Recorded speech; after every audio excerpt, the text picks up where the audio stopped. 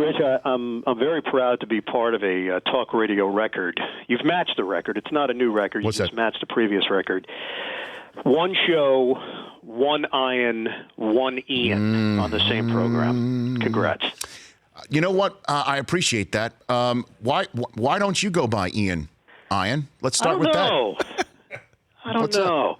My parents named me Ian. It's not like I had a choice. Yeah, but how many times did your teacher call you Ian? Because they just looked down. Every time. Right. So what happened? Every single time. I did receive mail at one point when I was doing talk at WFAN radio. I don't believe it was love mail. It was more hate mail. It was addressed to I.N.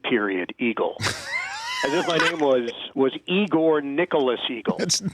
And I decided to go with It sounds very highfalutin, to be honest with you. Yeah. No, the reality was my father's mother's name was Ida. Okay. So they had very few options. It was either going to be Ira, which they didn't want me to roll with, or Ivan, which is a little bit more archaic. Yes. Or they just made up a name. Ian. Well, you know what? I don't mean to be anti-Ian here. No. I should have asked Rappaport, why don't you go by Ian? Exactly. You know, I should have just flipped it on its head, quite frankly. Exactly. You know, my wife a few years ago was at some gathering, and Ian Ziering was there from Beverly Hills 90210. This is not true. Please tell me this is This is true. Okay. Steve Sanders was there. And, you know, she's not a person that would normally go up to anyone and start making conversation for the heck of it. Yes. But she thought to herself, you know what, let me say something to Ian, explain that I'm also married to an Ian. I'm sure he'll find it funny. So she did approach him and said, hey, I'm married to an Ian. He went, uh-huh. Oh, disappointing. Wow. A very Cutler-like response from Ian Ziering right there. Very. That would get you thrown out of the peach pit. Can you tell nice. I love that. Nice. Nicely done, man. Can you play for the moment when we called John Voight on this show? Just not to be completely off track, but we are now. We're off the rails now, Ian.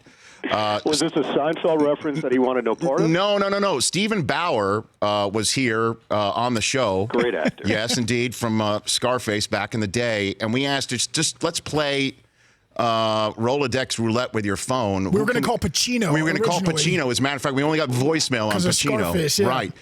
So then he's just like, let's call John Voight. And then this was the exchange. This is more. John, it's Rich Eisen. I'm a huge fan of yours. And I just wanted to say hello. That's all I wanted to do. There you go. So, Tremendous.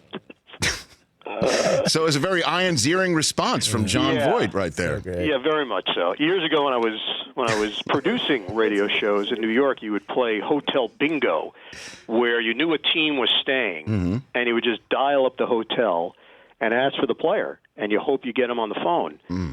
I booked a couple of guests. Oil Can Boyd, I remember I booked that way. Fantastic. So the Reds were on the road, and we had a 5-hour show. Howie Rose was hosting. And I played Hotel Bingo with Chris Sabo. Oh, yes. Great one. So Sabo picks up the phone on one ring, as if he was ready for it. And I said, hey, Chris, it's Ian Eagle, producer, WFAN Radio in New York. How you doing? He goes, good. I said, yeah. We have a radio show. I'd love to have you on just for a few minutes. He says, I'm eating. I said, well, you having some Italian, Chinese? Click. It was over. That's great. The Rich Eisen Show, weekdays at noon Eastern on Audience.